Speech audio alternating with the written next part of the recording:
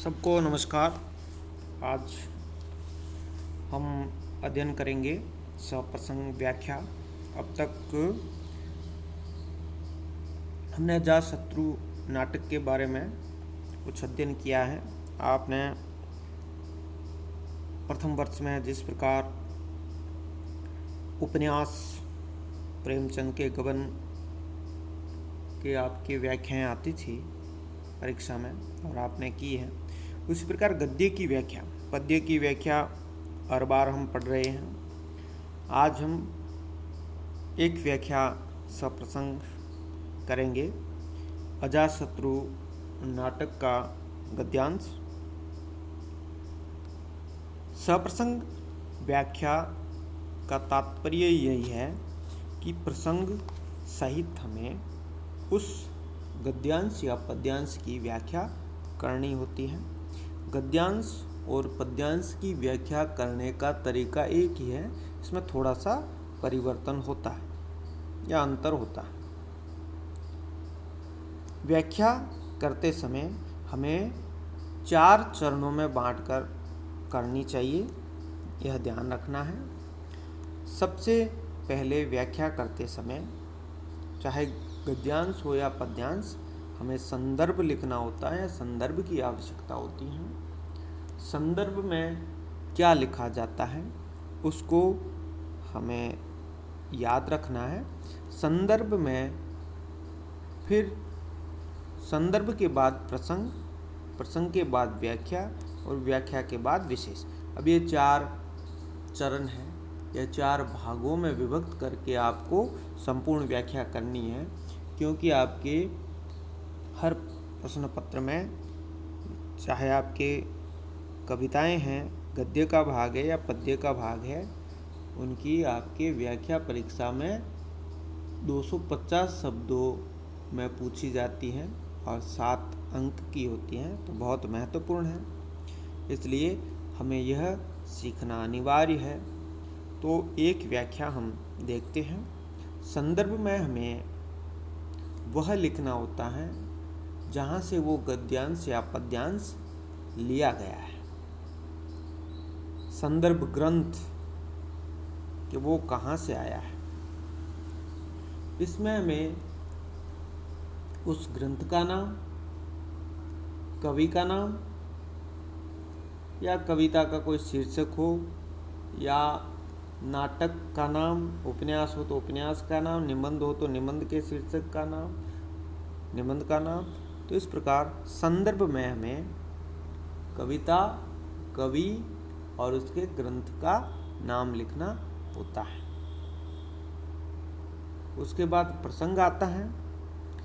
प्रसंग में उस गद्यांश या पद्यांश की शुरुआत कौन कर रहा है और उसमें क्या बात बता रहा है, 1-2 पंक्ति में लिखनी होती है, वह प्रसंग के अंतर्गत आती है। फिर हम व्याख्या करेंगे। पद्यांश की व्याख्या, उसका हमें भाव और अर्थ बताना होता है, और गद्यांश की व्याख्या में भी उसका अर्थ बताना होता है और उसमें मुख्य बिंदु क्या होते हैं, वो कवि के विचार क्या हैं, विचार पक्ष को हमें बताना होता है। और अंतिम भाग जो है व्याख्या का, वह है विशेष, और विशेष में उसकी विशेष, उसमें विशेष क्या है, उस पद्यांश में विशेष क्या है और उसका कला पक्ष, शिल्प पक्ष हमें लिखना होता है। और इसमें भाषा के बारे में भी लिखा करते हैं, और उसमें पद्यांश है तो उसके अलंकार है, छंद है, उसमें वो लिखते हैं। गद्यांश में भी अगर अलंकार है तो हम नोट कर सकते हैं। उसका विचार पक्ष की जो कला पक्ष है उसमें विशेष क्या है, वो भी लेखक क्या कहना चाहता है वो हम लिखते हैं। तो इस प्रकार यह जो गद्यांश की हम बात कर रहे हैं आज, इसके विशेष में हम उसकी भाषा के अंतर्गत जो शब्दावली है और मुहावरे हैं, लोकोक्तियाँ हैं, उनके बारे में हम उसमें लिख सकते हैं। तो इस प्रकार आज हम जो अध्ययन करेंगे, अजातशत्रु नाटक की एक क्या क्या होता है संदर्भ, प्रसंग, व्याख्या, विशेष में, यह सबके लिए सामान्य बात है। अब हम एक उदाहरण इसका लेते हैं और वो है अजातशत्रु नाटक से एक छोटा सा गद्यांश है, उसकी हम व्याख्या करके देखते हैं तो आपको आसानी रहेगी कोई भी व्याख्या करने में, फिर आप आसानी से यह काम कर सकते हो। व्याख्या है, आह जीवन की क्षणभंगुरता देखकर भी मानव कितनी गहरी नींव देना चाहता है। यह गद्यांश है, उसको पढ़ते हैं हम पहले। आकाश के नीले पत्र पर उज्जवल अक्षरों से लिखे अदृष्ट के लेख जब धीरे धीरे लुप्त होने लगते हैं, तभी तो मनुष्य प्रभात समझने लगता है और जीवन संग्राम में प्रवृत्त होकर अनेक अकांड तांडव करता है। फिर भी प्रकृति उसे अंधकार की गुफा में ले जाकर उसका शांतिमय रहस्यपूर्ण भाग्य का चिट्ठा समझाने का प्रयत्न करती है, किंतु वह कब मानता है। मनुष्य व्यर्थ महत्व की आकांक्षा में मरता है। अपनी नीची किंतु सुदृढ़ परिस्थिति में उसे संतोष नहीं होता, नीचे से ऊंचे चढ़ना ही चाहता है, चाहे फिर गिरे तो भी क्या। तो हमें जो गद्यांश जो भी आपके आता है प्रश्न पत्र में, उसे ध्यानपूर्वक पढ़ना है और यह पता करना है कि यह कहाँ से लिया गया है। तो हम यह बात करते हैं, यह जो गद्यांश है यह अजातशत्रु नाटक से लिया गया है। अब अजातशत्रु नाटक में तो बहुत अंक है, 3 अंक है, उसके कई दृश्य हैं, तो हम वह अंक और दृश्य बता दें और भी अच्छा रहेगा। ये संदर्भ में सबसे पहले हम संदर्भ में बताएंगे कि प्रस्तुत पंक्तियाँ या प्रस्तुत गद्यांश हमारे पाठ्यक्रम में शामिल नाटक जयशंकर प्रसाद कृत नाटक अजातशत्रु के प्रथम अंक के द्वितीय दृश्य से उद्धृत है। तो ये हमारा प्रसंग हो जाएगा, संदर्भ हो जाएगा। अब हम देखेंगे प्रसंग। प्रसंग में क्या है? प्रसंग में मगध के सम्राट बिंबिसार जीवन की क्षणभंगुरता, मनुष्य की आकांक्षा, प्रकृति के संदेश के बारे में दार्शनिक रूप से अपने आप से या स्वगत विचार कर रहे हैं। यह इसका प्रसंग है। अब हम इसकी व्याख्या करेंगे। व्याख्या में इसका विचार पक्ष, पद्यांश में हम भाव पक्ष जानते हैं, उसका भावार्थ करते हैं। यह विचार पक्ष जानना है, इसका अर्थ देखना है हमें कि वो क्या कहना चाहते हैं। तो इसमें बिंबिसार, आह जीवन की क्षणभंगुरता देख कर भी मानव कितनी गहरी नींव देना चाहता। सब कहते हैं कि जीवन क्षणभंगुर है, वह मनुष्य भी कहता है कि जीवन क्षणभंगुर का महत्व है, मतलब है, अर्थ है नश्वर। जिसने जन्म लिया है वो जाएगा। फिर भी वो मनुष्य जानते हुए भी इतनी गहरी नींव देना चाहता है। हर क्षेत्र की बात, चाहे धन कमाना हो, जमीन कमाना हो या जमीन लेना हो, अपनी समृद्ध वैभवशाली जीवन को और अच्छा बनाना चाहता है।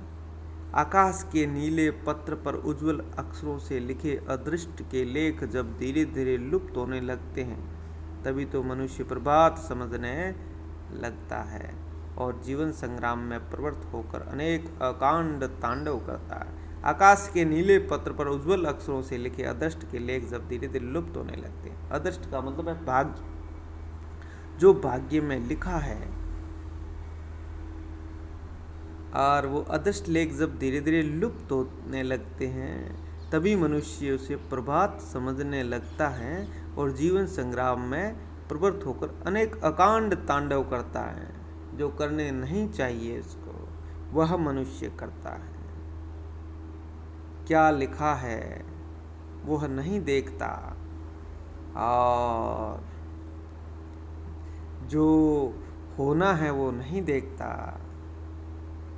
और मनुष्य इतना उतावलापन हो जाता है और इस प्रकार बिना सोचे समझे वह कार्य करता है।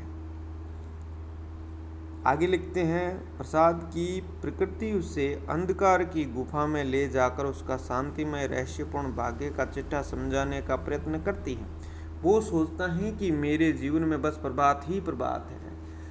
यहाँ बिंबिसार स्वगत विचार कर रहे हैं, अपने आप से कह रहे हैं। दूसरे अंक के शुरुआत में एकाकी बैठे हुए हैं कि मनुष्य के जीवन में तो दिन रात सुख दुख ये आते रहते हैं, लेकिन मनुष्य तो क्या है कि प्रभात ही समझता है सब कुछ और अकांड कुछ कर जाता है। ये प्रकृति है जो उसे अंधकार के बारे में समझाती है और उसके भाग्य का चिट्ठा समझाने का प्रयत्न करती है कि तुम्हें मिलना है वो मिलेगा, मेहनत करोगे तो। लेकिन अच्छे नेक कार्य करके, लेकिन मनुष्य वह नहीं मानता है। मनुष्य व्यर्थ महत्व की आकांक्षा में मरता है। वह मनुष्य आकांक्षी है, आकांक्षाएं पालता है।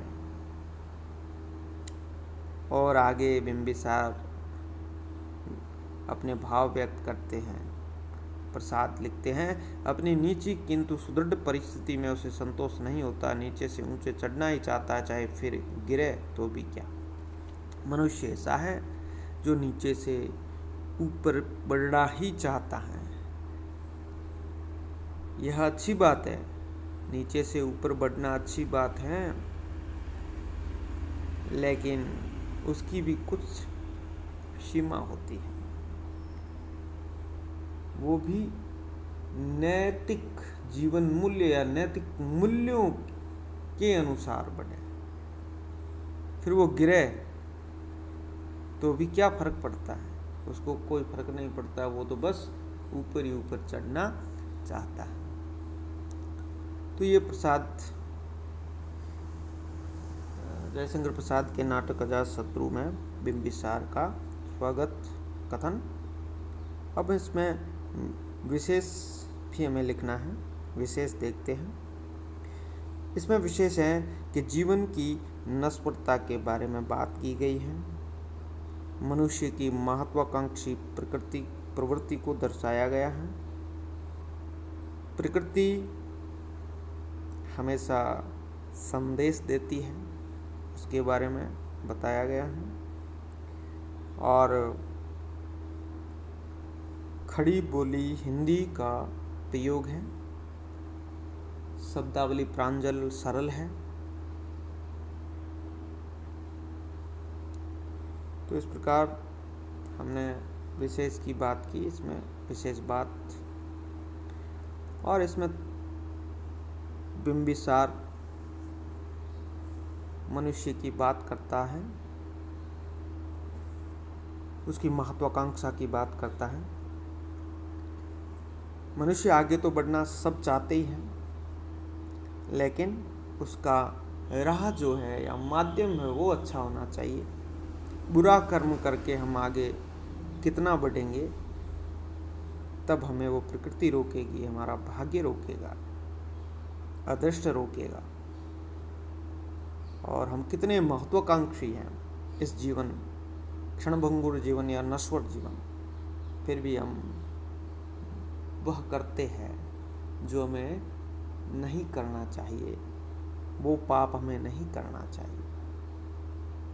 तो इस प्रकार यह व्याख्या हम कर सकते हैं। इस प्रकार अजातशत्रु के नाटक के एक गद्यांश की। धन्यवाद।